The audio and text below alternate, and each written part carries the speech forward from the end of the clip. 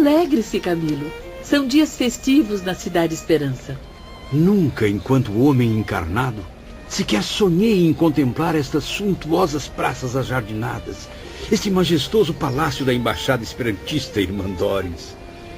Após várias décadas no mundo invisível, confesso que às vezes sinto-me num sonho, um pesadelo sem fim, com breves momentos de alívio como este, nos quais caminho sobre estes tapetes de relva cetinada, repleta de azaleias coloridas. Pois então, bem-vindo aos Jogos Florais, Camilo. Torneios perfeitos de arte clássica, nos quais sua alma se deixará transportar ao ápice das emoções gloriosas da pura majestade do que é belo. Vamos, meus amigos. Os bailados já estão começando.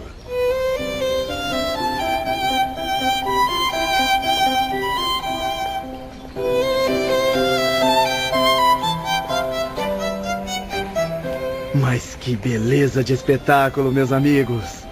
Felicite suas devotadas auxiliares, Irmandores. Os cenários, as melodias e os artistas são extraordinários. Muito obrigada, irmão Vitor Hugo. Méritos também às jovens esperantistas que se superam a cada evento. Suas almas reeducadas à luz da fraternidade nunca se esquecem dos infelizes irmãos suicidas, descendo das paragens luminosas e felizes em que vivem para visitá-los. Nobres criaturas, sempre a nos conceder trégua para as terríveis preocupações com suas magníficas expressões artísticas.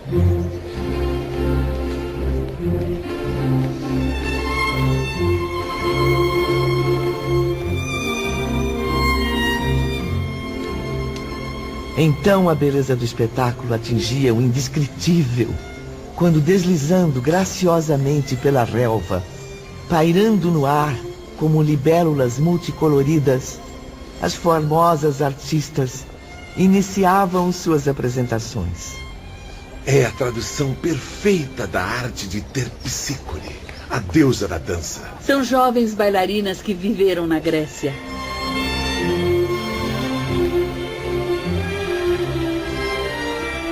Depois ainda viriam egípcias, persas, hebraicas, hindus, europeias, uma extensa falange de talentos encantando-nos com sua graça e gentileza. Ao mesmo tempo, efeitos de luz suntuosos inundavam o cenário, como se extraordinários fogos de artifício descessem do firmamento. Eram raios que se cruzavam em belíssimos jogos de cores, transformando-se em cintilações surpreendentes. Logo mais, músicos célebres que viveram na Terra farão também suas apresentações. E meu grande amigo Frédéric Chopin estará presente, colaborando com suas sublimes inspirações, agora muito mais ricas e nobres. Tudo em benefício do amor ao próximo, do culto à beleza divina. É a pura expressão da arte, manifestada em um estado de moral que, infelizmente, os humanos estão longe de conceber. Depois dos inacreditáveis concertos musicais... Ah, meus caros, este é um de meus momentos prediletos, os concursos poéticos. E o idioma escolhido pelos artistas será, é claro, o Esperanto. Permita-me esclarecer uma dúvida, Sr. Vitor Hugo. Não haverá espaço aqui para outras formas de arte, outras expressões musicais ou estilos poéticos? Aqui só se admite a arte clássica, meu amigo. Esta cidade universitária jamais presenciará regionalismos de qualquer espécie. E acredite, é para o próprio bem de todos, porque o objetivo de nossos guias espirituais superiores é promover sempre a busca da harmonia.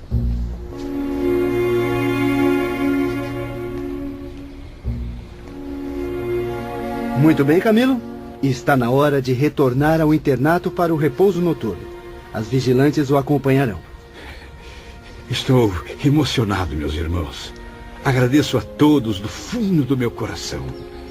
Minha alma se empolgou profundamente diante de tamanho esplendor. Não se admire, Camilo.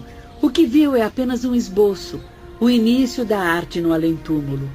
Trata-se da expressão mais simples da beleza, A única que sua mentalidade poderá alcançar por enquanto. Em esferas mais bem dotadas que a nossa, existe mais.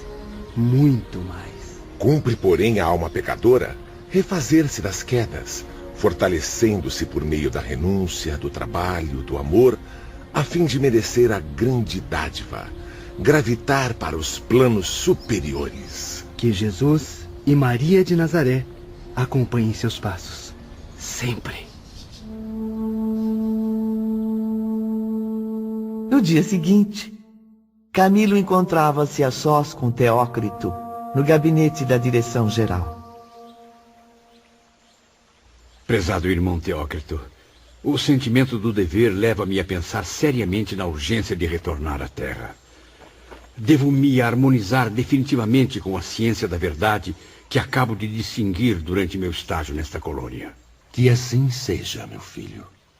Não deverá mais permanecer na Cidade Esperança. Isso agravaria suas responsabilidades. Ficaria estacionado, o que é incompatível com o que acaba de estudar e aceitar. Certamente, irmão Teócrito. Seria um erro grave dilatar por mais tempo a reparação que devo a mim mesmo, bem como a lei do Todo-Poderoso. Pois conte com o meu apoio e, acima de tudo, minha fé e convicção de que sairá vitorioso. É chegado o seu momento, Camilo.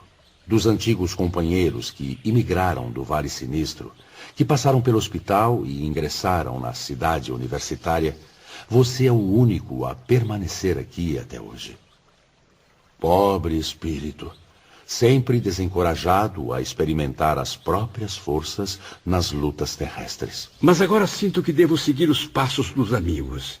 Belarmino de Queiroz e Souza, meu fiel companheiro dos momentos mais difíceis, partiu há 10 anos para novas experiências. Lembro-me dele.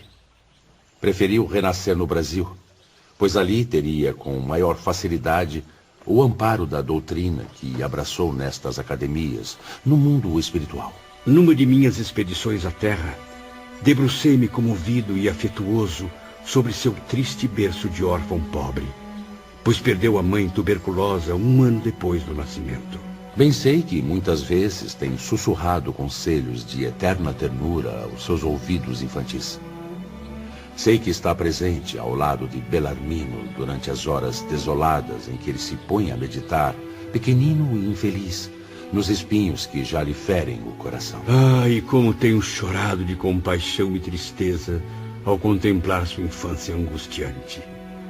O corpo físico desfigurado, herança inevitável do suicídio no século XIX, filho mirrado e doente de mãe tuberculosa, com um futuro idêntico a aguardá-lo na maioridade. Desejei partir com ele, servir-lhe de irmão, vivendo ao seu lado a fim de ampará-lo, confortá-lo, reanimando a mim mesmo ao contato de sua afeição tão leal. E por que não o fez, meu amigo? Impossível. Seria uma missão de amor que não estaria ao alcance de um condenado como eu, carente dos mesmos socorros e atenções. Que assim seja, Camilo. Somente mais tarde, após a vitória dos testemunhos, irá reencontrar Belarmino, aqui mesmo, a fim de reiniciarem a marcha para o melhor. É verdade que irmã Doris também se apresentou em favor de Belarmino? Sim, Doris Mary desejava segui-lo no círculo familiar, pois o amava ternamente. Colocou-se à disposição para sacrifícios intensos, por desejar suavizar-lhe as amarguras com os carinhos da fraternidade cristã. Não lhe foi, porém, concedida permissão para tanto. Tamanha renúncia implicaria desgraças sucessivas, e Doris possui méritos. Tem direitos e compensações concedidas pela lei. Mas é claro, irmão Teócrito, ela vem de uma existência terrena extremamente dolorosa, bem suportada ao lado de um esposo incompreensível e brutal, pelo que soube. Existência que o suicídio de seu filho Joel infelicitou ainda mais, meu caro. Agora, seus guias não aconselharam novos sacrifícios pelo filho, e muito menos por Belarmino, que causou o mesmo desgosto à sua velha e dedicada mãe. Doris velará, antes e acima de tudo, por ambos, como sombra luminosa e protetora sobre o trajeto a realizarem, oferecendo-lhes inspiração e conforto nas horas decisivas. E quanto aos demais amigos e instrutores, meu nobre diretor? Parece que todos me abandonaram aqui. Cada vez mais sinto-me sozinho, perdido entre certezas e dúvidas, ilusões e realidades, coragem e medo.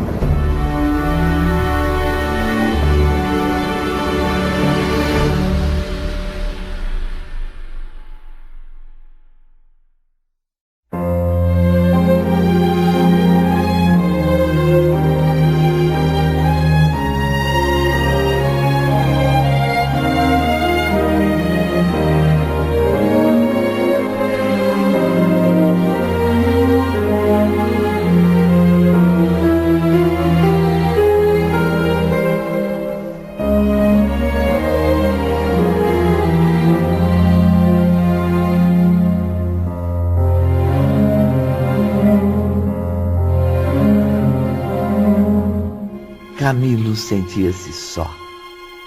Os velhos companheiros de infortúnio além-túmulo já haviam partido para novas provações na terra. Teócrito o ouvia bondosamente. Não só Belarmino e Joel desceram as renovações reparadoras, irmão Teócrito. Nos últimos anos venho procurando encontrar-me com outros amigos e instrutores. Tudo em vão. É verdade, Camilo. João de Azevedo e Amadeu Ferrari também voltaram ao dever de renovar as experiências fracassadas. Mas já partiram à terra ou ainda continuam no recolhimento? Pobres espíritos. Há 8 anos que não os vejo. Amadeu, vítima de desgostos e remorsos inconsoláveis, nem mesmo terminou o curso preparatório conveniente. Muniu-se de profunda coragem à luz dos ensinamentos cristãos e partiu. Em nossas últimas conversas, ele afirmava que voltaria ao Brasil caso obtivesse consentimento do Instituto. Pois lhe foi concedido, Camilo. E ainda o autorizamos, como também nos havia solicitado, a retornar numa condição muito difícil, muito humilde. Assim, irá reparar com paciência a dupla mágoa que o aflige, a do suicídio e a da tirania. Não sei, meu Deus, juro que não sei, porque ainda não tive coragem de imitar esse gesto tão nobre deles. Tenho procurado por vários anos os conselhos do Dr. Roberto, mas há tempos que não o encontro. Roberto de Canalejas não faz mais parte da nossa equipe de médicos aprendizes, Camilo. Ele deixou o departamento hospitalar, pois acaba de partir para a reencarnação. Tomou novas vestes carnais, sob a responsabilidade de atuar nos ensinamentos da terceira revelação. E a irmã Rita de Cássia? A linda e encantadora vigilante que já enxugou tantas lágrimas dos meus olhos torturados. Por onde anda essa alma iluminada, a quem me afeiçoei com a mais doce ternura possível ao meu coração? Ela seguiu o gesto de Roberto? Os dois reencarnaram na mesma época, mas não viverão experiências semelhantes. O matrimônio não está no trajeto do admirável Roberto de Canalejas. Ah, Roberto, espírito iluminado. Certamente optou por não se casar, fiel ao antigo sentimento pela mulher amada.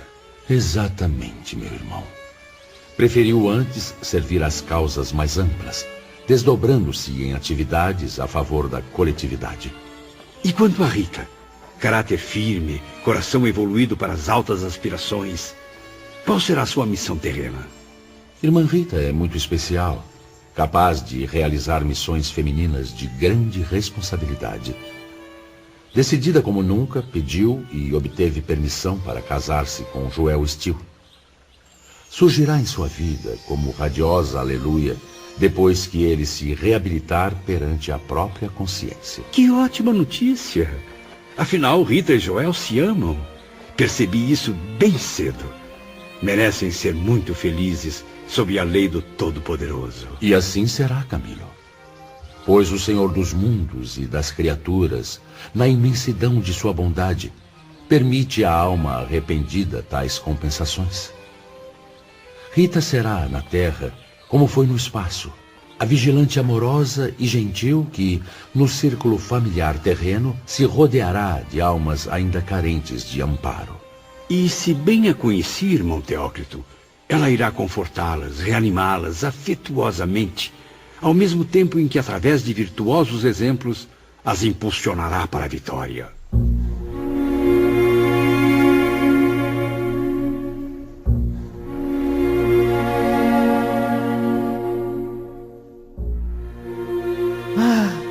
Quantas vezes, querido ouvinte, nas exaltações de um sofrimento que parece irremediável, o ser humano se desespera, atirando-se à aventura sinistra de um suicídio. Por que tanta ansiedade, quando num curto espaço de tempo encontraria a solução para o seu problema, o auxílio da providência com o conforto de que carecia? Faltou-lhe a paciência, porém, a calma necessária para refletir e esperar a melhoria da situação. Por isso, com o suicídio, um abismo de trevas, em séculos de lutas e provações, originou-se para o seu destino, ensinando que convém à criatura ser forte e paciente na adversidade. E nunca, jamais, entregar-se à revolta e ao desespero que não servem a nada. No amplo dormitório do internato de Cidade Esperança, onde habito desde o início de 1910, só existem novatos. Às vezes, uma profunda amargura vem afligir a minha alma. Como alguém que, vivendo na Terra muitas décadas, se visse excluído da presença dos amigos e familiares mais queridos. É como se eu fosse um ancião, sozinho no mundo, contemplando as ruínas que a ausência dos seres queridos que já se foram cavaram em torno de sua velhice. Torno-me assim incompreensível, intolerável no conceito dos jovens que agora povoam os meus dias.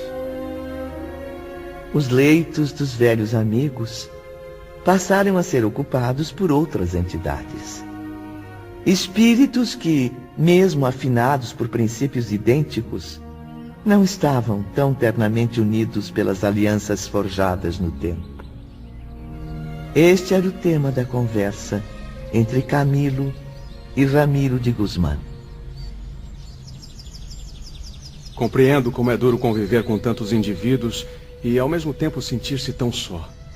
Tudo nesse ambiente deve trazer profundas recordações à sua mente, não, Camilo? Veja, meu caro Ramiro. Ali está a janela de balaústres bordados que tantas vezes abrigou as alegrias e tristezas de Belarmino. Ao amanhecer, ele se debruçava no seu peitoril para saudar a alvorada e comungar com o alto por intermédio da prece. Aqui, a mesa simples em que ainda posso ver inclinado o triste vulto de João de Azevedo, estudando as atividades convenientes ao seu caso no plano material. Ânimo, meu amigo. Procure pensar nos velhos companheiros com vibrações positivas. Lembre-se de que, se já não estão mais aqui, é por uma causa nobre. A gloriosa luta pelo progresso. Eu tenho consciência disso e procuro elevar minhas orações nesse sentido. Mas nem sempre é possível escapar das recordações. Olhe bem, ao longe, à nossa direita, sob as sombras das árvores do parque, os bancos em que meus velhos amigos e eu nos divertíamos, falando das esperanças que acendiam novas energias em nosso íntimo. Contemplo esses pequenos detalhes e mal consigo conter as lágrimas. Isso se chama saudade, Camilo. É ela que faz a angústia sussurrar em sua alma, dizendo que deve imitá-los sem demora, a fim de saldar as dívidas da consciência. Jamais, no entanto, Camilo deixava de trabalhar. Procurava serenar o coração entristecido ao lado dos conselheiros, cumprindo a tarefa de servir aos sofredores, como relatava a Carlos de Canalejas. Como sabe, divido-me entre as tarefas do hospital e outras várias ao meu alcance, tanto na superfície do planeta como no perímetro de nossa colônia. E o faz muito bem, Camilo. É a melhor maneira de afastar as tristezas e preparar-se para o grande testemunho. Por mais que tente, Dr. Carlos, Não consigo livrar-me do juízo que faço de mim mesmo. Juízo daquele que perdeu o valor, que tende a cometer novos erros, agravando voluntariamente as responsabilidades que já lhe pesam. A verdade é que não passo de um parasita a ocupar locais que melhor caberiam a outro. Não diga isso, Camilo. Tudo que conquistou até agora neste instituto foi por mérito próprio. Você tem o direito de estar aqui. É inútil tentar, meu caro doutor. A vergonha fica estampada em meu rosto sempre que pelas ruas da cidade deparo-me com Aníbal de Silas, Epaminondas de Vigo e Súria Omar. Sim, professores que há muito me dispensaram de suas aulas até que eu possa provar dignamente os valores adquiridos. E para isso, só me resta a experiência do Renascimento. Todos confiam em você, Camilo. Todos.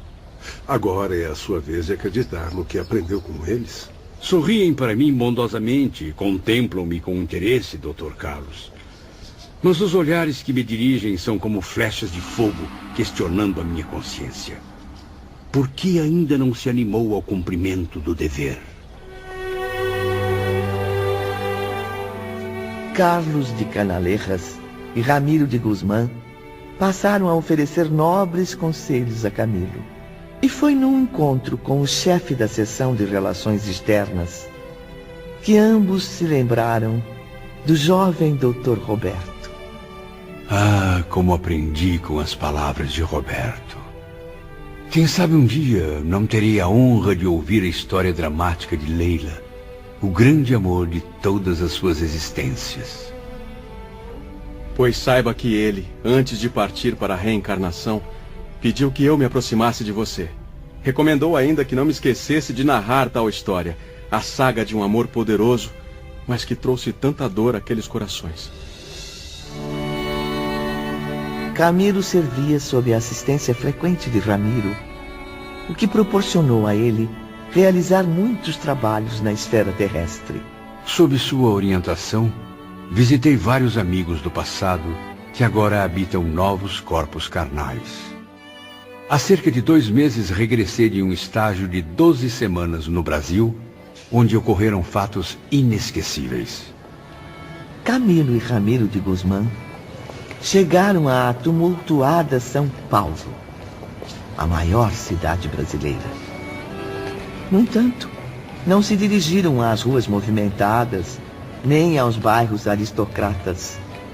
Partiram para as áreas mais miseráveis da grande metrópole. Lembra-se de Mário Sobral? Pois iremos visitá-lo agora. Veja, lá está ele, Camilo. Meu Deus, não. Oh, pobre Mário, o que foi fazer a você mesmo? Camilo não se conteve. Entregou-se ao pranto à beira do leito humilde, no qual via repousar o corpo mutilado de Mário Sobral, o infeliz amante e assassino de Eulina. Compreendo sua tristeza, meu amigo. Esta habitação miserável, construída em frágeis tábuas de pinho e velhas folhas de zinco, é a expressão da mais terrível miséria de alguns brasileiros. Pobres almas, a que cruel provação tem que se submeter? É a pena que deverão cumprir para a reconstrução sublime de si mesmos, meu amigo. Infelizmente, Ramiro, devo reconhecer. Este é também o único lar conveniente à reencarnação de um antigo boêmio que viveu movido pela vaidade. Sim, e que pelos antros da vadiagem, pela infâmia dos bordéis, dilapidou a herança paterna. Dinheiro tão honrado e adquirido com tanta dificuldade nos trabalhos campestres.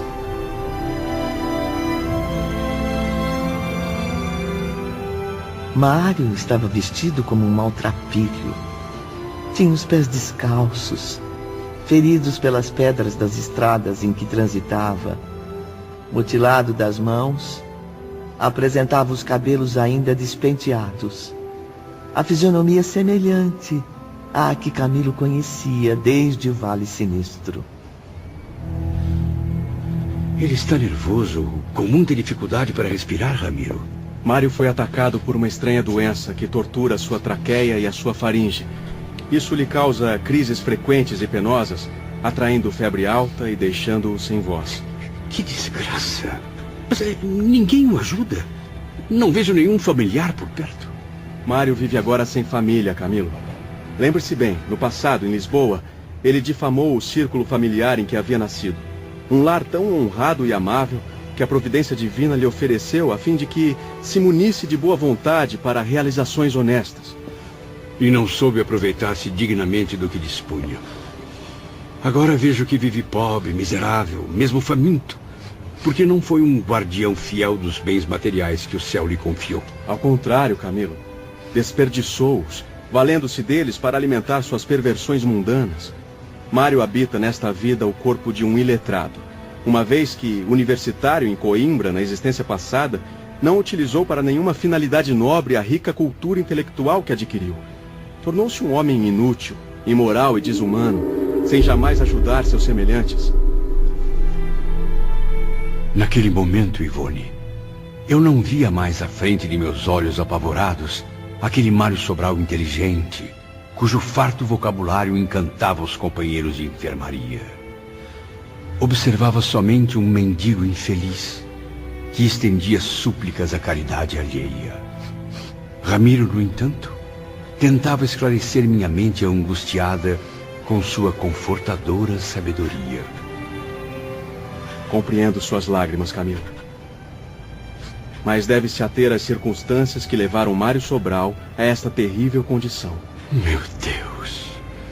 Mas é a ruína social reduzida ao mais baixo nível que já pude testemunhar. Não exagere, Camilo. Veja bem, observe com o olhar do coração. Não contemplamos um depósito de ruínas neste casebre ou neste corpo mutilado, mas o trabalho de reerguimento espiritual de uma alma pertencente à imortalidade. Sim, meu caro ouvinte. Profundamente arrependido dos atos cometidos no passado, Mário traçou ele mesmo o seu mapa de provações terrenas. Camilo tinha consciência disso, mas era difícil ser frio naquele instante, compreender racionalmente o motivo de tanto sofrimento. É tudo resultante da lei de causa e efeito, meu amigo. Lembre-se de que Mário cometeu suicídio por enforcamento, o que explica a origem dos males que ele sofre agora, com imensas dificuldades para respirar. Certamente, Ramiro, tanto a doença mental quanto a enfermidade na faringe são repercussões desse ato brutal. São a prova de que todo este lamentável presente é obra do seu próprio passado, e não um castigo proveniente de um juiz impiedoso e vingativo. Mas quanta ruína, quanto desespero. Oh, Deus Pai. Você diz que o que vê são apenas ruínas, Camilo. Pois bem, destes escombros tão cruéis, despontará para Mário Sobral a alvorada de novos progressos. Recuperando-se neste ambiente, ele estará saldando a dívida que o atava às torturas do remorso. Assim, alcançará a reabilitação perante si mesmo e as leis que infringiu. Mas como? Vivendo aqui abandonado à mercê da caridade das criaturas humanas? Engana-se. Por acaso Mário Sobral não é, antes de tudo, aprendiz da Legião dos Servos de Maria? Sim, ele se encontra ainda registrado no Hospital Maria de Nazaré, mas... Então deve recordar que esta encarnação é o tratamento conveniente a casos graves como o dele. A nova experiência terrena será como uma poderosa cirurgia, que o levará bem cedo à convalescença. Aos poucos, Camilo passou a sentir a presença marcante de irmão Teócrito, como se o velho mentor falasse aos seus ouvidos. E as palavras daquele espírito iluminado esclareceram ainda mais as minhas angústias diante da trágica situação. Acredite, meu filho, estarei sempre à frente dos seus passos. Vigilantes e enfermeiros do hospital, como do departamento a que você pertence, assistem Mário Sobral carinhosamente, velando por ele como um enfermo grave. É claro, irmão Teócrito. Jamais duvidei da presença dos servos de Maria ao lado deste pobre espírito reencarnado. Mas o que eles podem fazer de imediato para aliviar tanto sofrimento? A verdadeira recuperação não se opera de imediato, Camilo, mas pouco a pouco, dia a dia, em sintonia com as razões divinas. E será diariamente, transfundindo energias, coragem, esperanças, que nossos irmãos espirituais auxiliarão Mário Sobral. Sim, esperanças cada vez mais novas e sólidas. Preocupados sempre em ajudá-lo a remover as montanhas das maldades que levantou em seu destino. Obstáculos causados pelas ações cometidas por ele próprio, à revelia do bem. A energia vibratória de Teócrito partiu, deixando Camilo novamente a sós com Ramiro de Guzmán. Talvez não saiba, mas eu mesmo o visito frequentemente, como nesse momento, fiel às minhas missões. Muitas vezes também encaminho seu espírito aos nossos postos de emergência do astral, no intuito de reconfortá-lo, de estimular suas energias fluídicas. Só assim Mário suportará essa amarga sentença que lhe tirou, como posso observar, o velho sorriso do rosto. Estranho, mas é como se ele intuitivamente tivesse a noção dos motivos que o levaram à ruína. Não é bem assim, Camilo. Observe com atenção.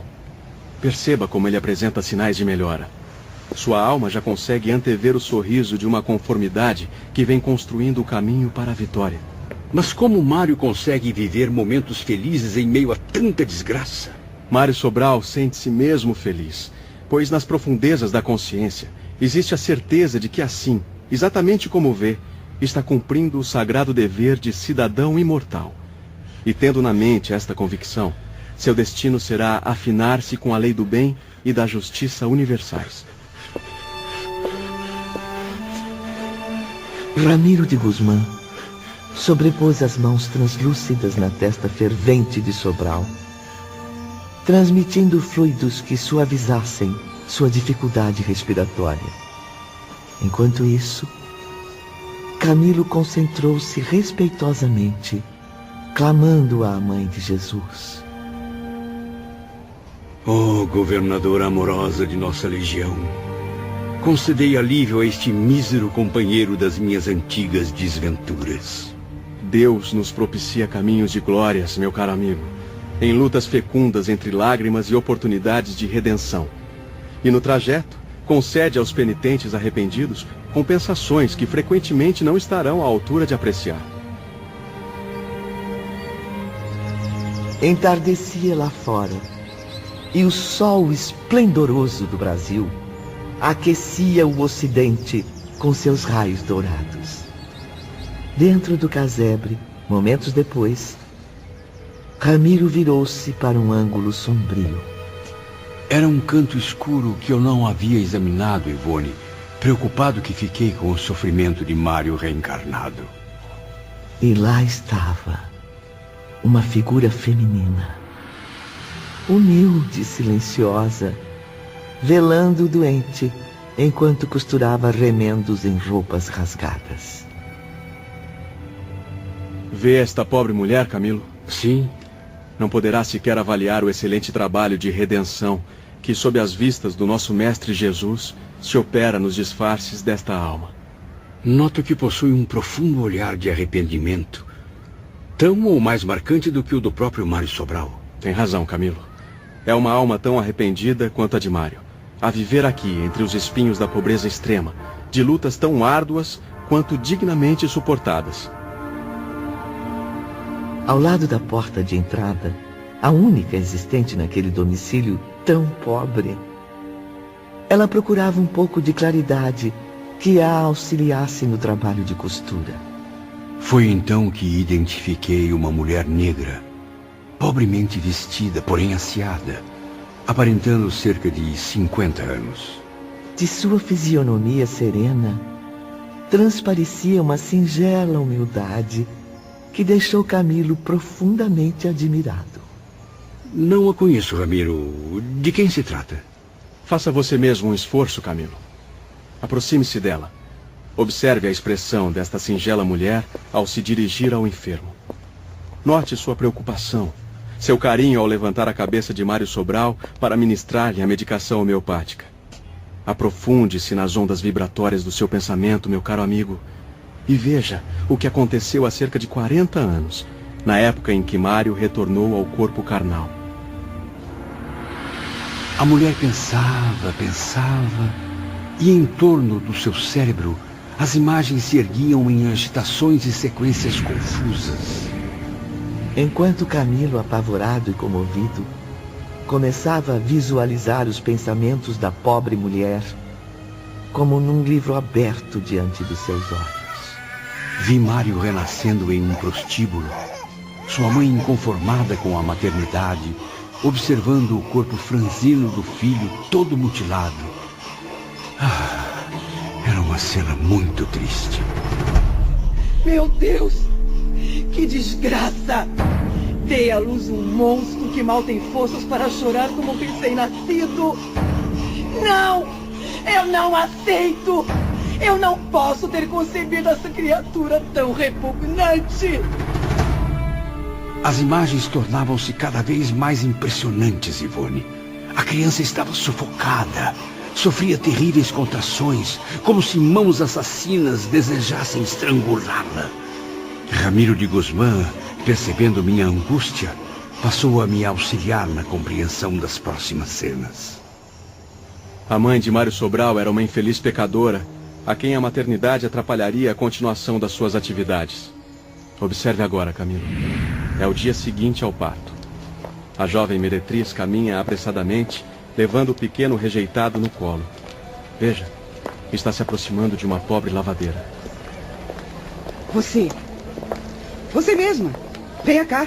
Pois não, senhora. Senhora não. Senhorita. Ora, mas que belezinha esse pequenino. Eu serei bastante franca e direta. Está interessada em ficar com a criança? Mas como? Sinto muito, não tenho condições. Como pode ver, sou muito pobre. Vivo com muita dificuldade. Confio em sua força de vontade. Além disso, eu prometo a você, desde já, uma boa gratificação mensal pelos serviços prestados. A bondosa operária acabou consentindo, visando não apenas ao acréscimo do rendimento para sua desprovida bolsa, mas principalmente obedecendo aos impulsos caridosos do seu generoso coração. Sim, Camilo. Independentemente da baixa condição que ocupava no plano social, a caridosa lavadeira cultivava uma alma elevada. Sabia que a adoção daquele frágil ser, rodeado de trágicos resquícios do passado e perspectivas desoladoras no presente, seria certamente um destino traçado por Deus. Acompanhe agora, meu amigo, a comovente imagem do enjeitado sendo recebido na humilde choupana.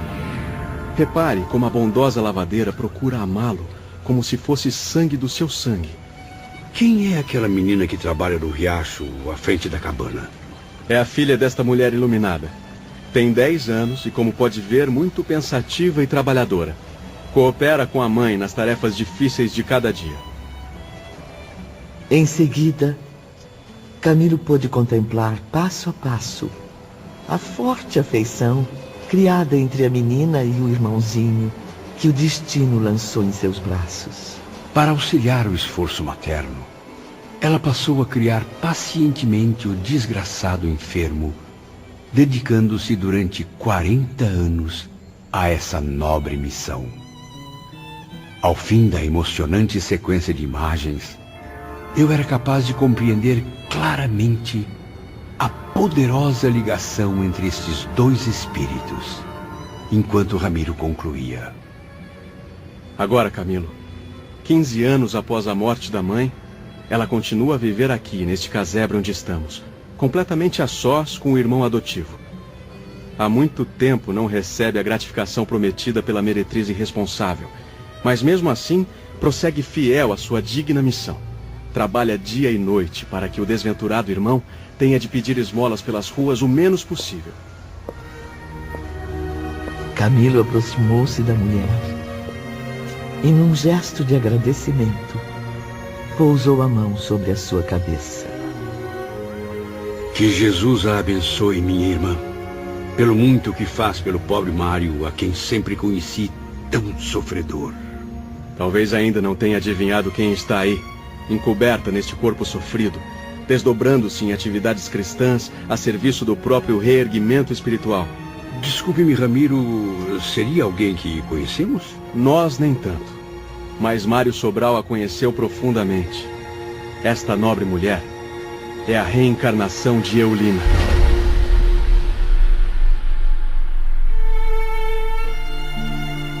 Movido pelo exemplo de Mário e Eulina, reuni forças para tomar a decisão inadiável. Deixei a atmosfera terrestre e parti na noite seguinte para o departamento de reencarnação, a caminho do recolhimento. E qual não foi minha surpresa ao ser recebido pelo irmão Teócrito dias depois, numa bela manhã de primavera. Que notícia maravilhosa, meu caro amigo. Vejo que agora, mais do que nunca, está convicto. Soube que veio tratar do esboço corporal que ocupará na Terra. Exatamente, irmão Teócrito. Já iniciei as pesquisas para o ambiente mais propício ao renascimento reparador. Consultei as autoridades da colônia que acompanham o meu caso e todas foram unânimes em me reanimar. Pois então não perca tempo, Camilo. Conte conosco no que precisar. Agradeço a todos, mas desejo organizar eu mesmo o programa para minhas tarefas reparadoras. Creio que já possuo lucidez suficiente para assumir tamanha responsabilidade. Pois muito bem. Confio em suas palavras. Tenho absoluta certeza de que será justo com você mesmo e com as leis divinas. Mesmo assim, não hesite em nos procurar. Será sempre bem recebido. Camilo passou a se dedicar assiduamente ao seu novo projeto de vida. Uma nova existência, porém marcada pelos velhos desvios do passado. No entanto, mesmo bastante esclarecido sobre o que haveria de realizar na nova etapa terrena, o nobre escritor acabou consultando os experientes mentores. E então, Camilo, a que conclusão chegou? Ficarei cego aos 40 anos, Aníbal. Porém, cegar irremediavelmente, como se as órbitas vazias de Jacinto de Ornelas se transferissem para minha face. Não há como negar, meu nobre amigo.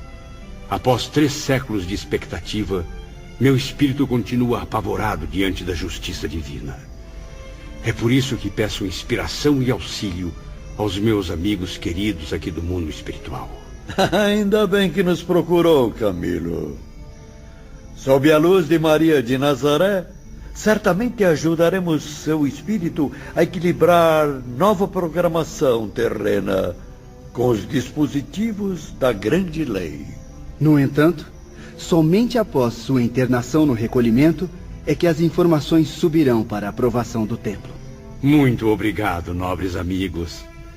Que Jesus, nosso divino mestre, os auxilie a iluminar meus passos, guiando-me na senda do dever, inspirando-me nas horas decisivas. Acredite, Camilo. Estaremos sempre aqui como protetores incumbidos da sua guarda enquanto durar seu estágio neste generoso instituto. Padre Anselmo, Olivier de Guzmán, Mary Steele, todos os nossos instrutores e irmãos mais abnegados estarão sempre a orar pelo seu sucesso. O departamento hospitalar acompanhará a evolução do seu próximo envoltório carnal. Nossos médicos o assistirão desde a fase embrionária, no sagrado cofre genético, até os últimos instantes da agonia, isto é, da separação do seu espírito do fardo carnal. O fardo que carregarei para a recuperação do tempo perdido com o suicídio. Já definiu a idade física na qual se dará sua libertação espiritual? Sim, irmão Epaminondas. Minha volta à pátria espiritual ocorrerá aos 60 anos de idade. Terei, portanto, 20 anos de cegueira, tempo no qual olharei só para dentro de mim mesmo. Período em que deverei realizar um trabalho fértil e glorioso de autoeducação, a fim de domar o orgulho que ainda não se extinguiu do meu ser. Tenha fé, meu irmão. Deus estará sempre vigiando sua estrada rumo à reabilitação. Estou certo disso, Aníbal.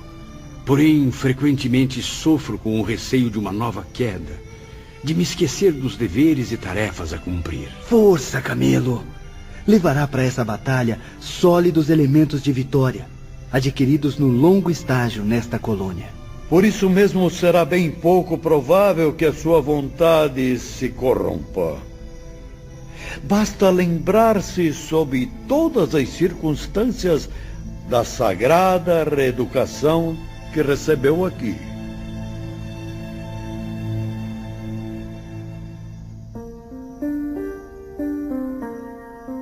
Nos dias seguintes, Camilo despediu-se de todos os amigos e companheiros numa peregrinação fraterna pelos departamentos da colônia. E todos, Ivone, sem exceção, foram unânimes em me prometerem assistência espiritual durante o exílio na terra, com suas preces ao Senhor de todas as coisas.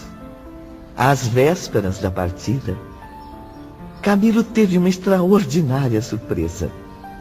Numa tarde de céu azul celeste, o espírito da inesquecível irmã Rita deixou a esfera terrestre e foi visitá-lo na colônia espiritual, sob a luz dos últimos raios de sol. Que a fé em Deus e no menino Jesus o acompanhe eternamente, meu querido irmão. Sentiremos muitas saudades. Sinto-me também prematuramente saudoso desse suave reduto, minha jovem. Recanto abençoado que me abrigou por tanto tempo e onde adquiri tantos e preciosos esclarecimentos. Além de ter adquirido também outra grande dádiva, companheiros fiéis, que jamais se esquecerão do que também aprenderam com você, Camilo. Eu soube que há alguns dias uma verdadeira romaria de amigos percorre o internato a fim de visitá-lo. Ah, irmã Rita, quanta alegria! Chefes de seção, enfermeiros e vigilantes, e até psiquistas e instrutores vêm me abraçar, felicitar-me pela resolução tomada. E muitos virão, trazendo ainda, cheios de bondade e estímulo, votos de vitória e aquisição de méritos. Não tenho dúvidas, minha amiga. Estou absolutamente certo de que nos testemunhos novos que me esperam às margens do velho e querido Tejo, uma falange luminosa de entidades amigas estará presente. No dia seguinte, ofereceram a Camilo uma pequena festa de despedida e outra surpresa confortadora o esperava. Exatamente, minha cara Ivone. Através dos nossos possantes aparelhos de visão à distância, pude contemplar pela primeira vez a formosa mansão do templo na plenitude da sua intraduzível beleza. Assisti assim a uma assembleia de iniciados espirituais. Ouvi os seus discursos sublimes, inspirados nas mais altas expressões da moral, da filosofia, da ciência e da verdade de Deus. Ah, meu querido amigo, posso ver e sentir agora, através das suas vibrações, o que vivenciou naquele momento inesquecível. No santuário, onde se reuniam, lá estavam os 12 mentores responsáveis por toda a colônia, unidos para o solene momento da prece. Então observe, Ivone.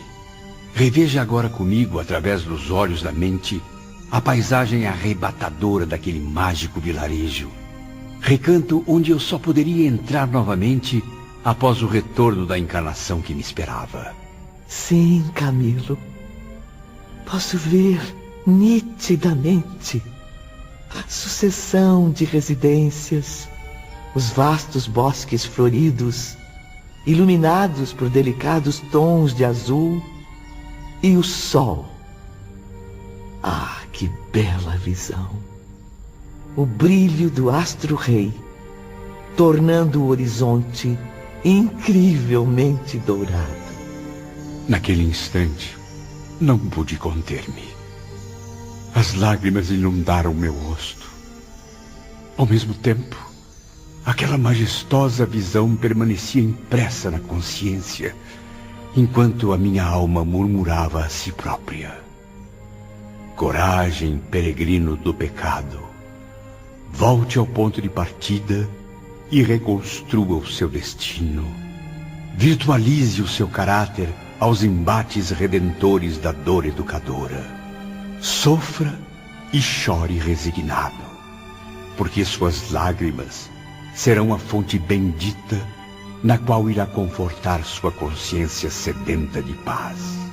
Deixe que seus pés sangrem entre os espinhos e as dificuldades das reparações terrenas. Que suas horas se envolvam no escuro manto das desilusões, calcadas de solidão e angústias. Mas tenha paciência e seja humilde, lembrando-se de que tudo isso é passageiro. Tende a se modificar com a sua readaptação às leis que infringiu. E aprenda, de uma vez para sempre, que é imortal e que não será pelos desvios do suicídio que a criatura humana encontrará o porto da verdadeira felicidade.